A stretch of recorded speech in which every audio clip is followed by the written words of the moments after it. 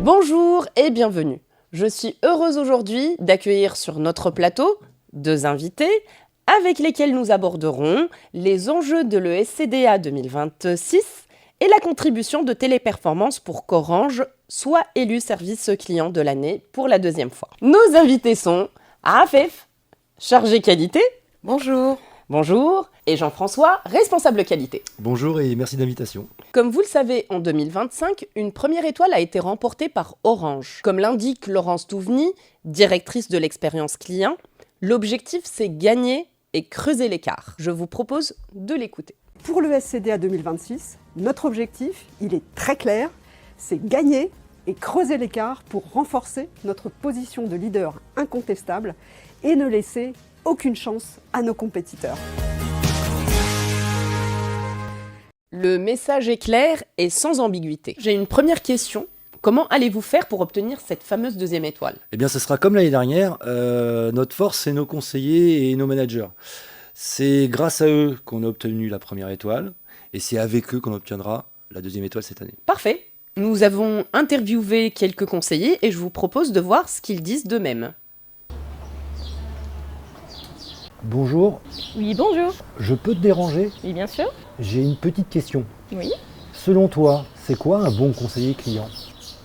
Un bon conseiller client, tout d'abord, doit être sympathique, avoir le sens de l'écoute et surtout qu'il trouve des solutions le plus rapidement possible pour ses clients. Selon toi, c'est quoi un bon conseiller client? Un bon conseiller client, pour moi, c'est quelqu'un qui est à l'écoute, qui sait t'écouter attentivement afin de comprendre tes besoins. Quelqu'un surtout d'honnête, qui essaie de te dire la vérité, même si c'est difficile parfois. Et voilà, quelqu'un aussi qui peut te laisser le choix pour ne pas imposer ses décisions à lui, qui te fait participer à la prise de décision. D'accord, mais sinon, toi, tu fais tout ce qu'elle vient de dire? Bien sûr, je vais mieux qu'elle en fait. Je les trouve très sympathiques. Vous en pensez quoi ? Je trouve aussi, elles sont toujours comme ça. Bien. Rentrons maintenant dans le vif du sujet avec quelques exemples concrets. Bonjour, bienvenue chez Orange, que puis-je pour vous? Ouais, bonjour, excusez-moi, j'ai un problème avec ma télécommande, elle ne fonctionne plus. Je comprends monsieur, je vais vous aider à résoudre ce souci. Vous êtes bien monsieur Ludil? Oui, tout à fait, c'est bien monsieur Ludil. Vous habitez 12 rue des Oliviers à Perpignan, c'est bien cela? Oui, c'est ça. C'est bien, non ? Votre avis ? Pas tout à fait parce que certaines petites choses ne sont pas correctes. Oui, et moi je n'ai pas entendu son prénom. Et pour la validation d'adresse du client, c'est pas bon. Ah, donc il me semble que certaines petites choses restent à travailler ? On regarde ? Magnéto. Lors de ta présentation, tu dois indiquer ton prénom. C'est important pour personnaliser l'entretien. Le 2e point concerne l'identification du client et la vérification de son adresse. La bonne méthode, c'est de demander son nom, son numéro de téléphone et son adresse complète. Ton rôle, c'est de confirmer son identité et surtout pas de lui donner toi-même toutes les informations qu'il va valider ensuite. Ce point est extrêmement important. Ça permet d'éviter une usurpation d'identité qui pourrait avoir de graves conséquences sur le compte du titulaire. Ok ?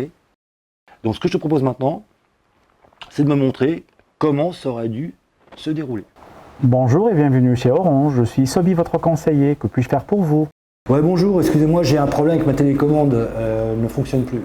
Rassurez-vous, nous allons résoudre cela ensemble afin d'accéder à votre contrat et pour mieux vous répondre, pouvez-vous me confirmer votre nom, votre numéro de téléphone ainsi que votre adresse postale complète, s'il vous plaît? C'est très clair. Ce sont des détails, mais qui restent très importants d'après ce que je comprends. Je vous propose de regarder un 2e extrait. Écoutez, quand je regarde la télé dans ma chambre, l'image, elle est moche, elle est saccadée, franchement, c'est pénible. Rassurez-vous, monsieur, nous allons résoudre cette situation ensemble. Vous avez déjà appelé pour le même problème, monsieur Pires, n'est-ce pas? Oui, mais bah oui, dans mon dossier, vous verriez que c'est la 2e fois que j'appelle en une semaine. Votre collègue a testé je ne sais pas quoi à distance, ensuite il m'a dit que la 5G c'était mieux que le 2 Go 4, après il a voulu me vendre un truc pour le Wi-Fi, pour que ce soit meilleur dans la chambre. Bon, moi j'ai rien compris, donc j'ai dit non. Il a l'air vraiment agacé, le client. C'est normal. Si je me mets à la place du client, je vais me dire, a-t-il consulté mon dossier? Est-ce qu'il a vu que j'ai déjà appelé? Sinon, je vais devoir tout répéter. D'accord. Eh bien, voyons comment cela aurait dû se passer. Ton client était agacé, et je vais te dire pourquoi. Tu lui demandes si son souci s'est déjà produit, alors que cette information, tu l'as dans son historique. Il est important de vérifier son historique. Dans le cas contraire, le client va penser que tu découvres son dossier, et pire, il va se dire que peut-être il va devoir tout répéter. C'est pas très satisfaisant. De plus, dans l'historique, tu as les éléments nécessaires pour la poursuite de l'entretien avec ton client. Tu as dû remarquer que le client n'a pas compris ce que lui a expliqué le précédent conseiller. Eh bien, dans l'historique, tu pouvais lui donner un résumé simple et clair de ce qu'il n'a pas compris. Bon, maintenant, on va regarder comment tu mets tout ça en œuvre. Écoutez, quand je regarde la télé dans ma chambre, l'image, elle est moche, ça saccade, franchement c'est pénible. Je comprends que cela soit agaçant. Rassurez-vous, je vais faire le nécessaire pour vous apporter une solution. D'après ce que je vois, votre dossier, vous nous avez déjà contacté en début de semaine pour la même raison. C'est bien cela? Oui, c'est exact. Je vois que le précédent conseiller a vérifié si le Wi-Fi de votre Livebox couvrait correctement votre chambre, Monsieur Pires. Il a bien indiqué que le résultat n'était pas concluant. Comme vous ne pouviez pas déplacer votre box, il vous a proposé un appareil pour étendre le réseau Wi-Fi, c'est bien cela? Ah ok, bon, comme j'avais rien compris, forcément j'ai dit non. L'appareil dont il vous a parlé permet d'étendre la couverture de votre réseau Wi-Fi. Ça permet de capter le signal partout chez vous. Avec ce petit appareil, vous aurez une belle image TV, même de votre chambre. Bon, maintenant que c'est plus clair, ok, mais je le prends où votre appareil là? En effet, c'est nettement mieux. Le conseiller maîtrise son sujet. Oui, là, il sait ce qui se passe, il donne un résumé de la situation, il explique simplement la solution à son client. Pour moi, c'est la bonne démarche. Maintenant, on regarde ensemble un troisième extrait. Je peux plus utiliser Internet là. Dès que je veux ouvrir quoi que ce soit, on me dit que la connexion est perdue, j'ai redémarré ma box plusieurs fois, ça marche toujours pas. Ah, ça veut dire qu'il y a un problème avec la box ou de signal ou que ça vient d'une panne générale. Vous pouvez redémarrer votre Livebox, ça règle généralement le problème. Mais enfin, c'est justement ce que je vous ai dit. J'ai déjà fait plusieurs fois, ça marche pas. Pourtant hier, ça marchait très bien, hein. J'ai regardé la télé et... Monsieur, je vous explique, s'il y a une coupure, ça peut venir de plein de choses.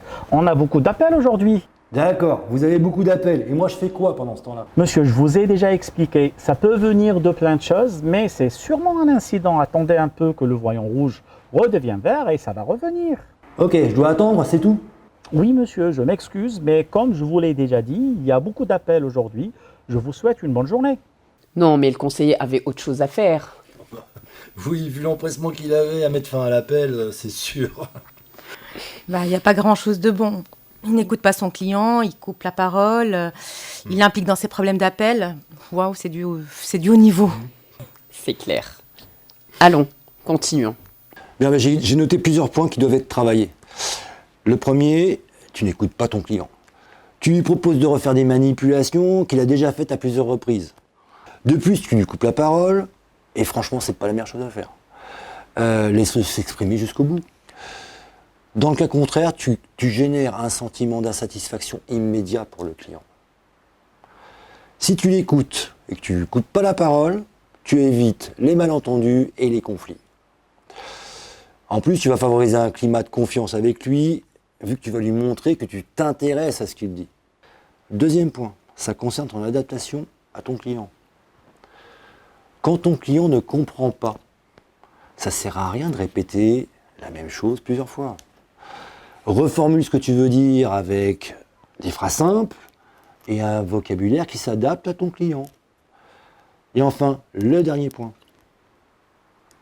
Tu ne peux pas impliquer ton client dans tes problématiques internes. Tu lui fais remarquer que tu as beaucoup d'appels. Il est évident que ton client va penser quoi? Il va penser que tu es pressé de passer à quelque chose d'autre. Moi, à sa place, je ne me sens pas pris en charge. Je perçois que je suis un client comme un autre. Aucune empathie sur ce qui m'arrive. C'est négatif. Comme ça, tu vas éviter de générer une forte insatisfaction et quelle que soit la situation du terrain. Ne l'implique pas dans les problématiques qui sont internes à ton métier. Ce que l'on va faire, je te propose une chose. On va regarder ensemble comment ça devait se passer. Écoutez, je peux plus utiliser Internet. Dès que je veux ouvrir quoi que ce soit, On me dit que la connexion a été perdue, j'ai redémarré la box plusieurs fois, ça marche toujours pas. Je comprends, Monsieur Guenec. Nous allons trouver une solution à cela ensemble. D'après ce que je vois sur votre dossier, c'est la première fois que vous nous contactez. Oui, tout à fait, aucun problème jusqu'à ce matin. Vous avez tenté de résoudre le problème en redémarrant la Livebox plusieurs fois, sans succès.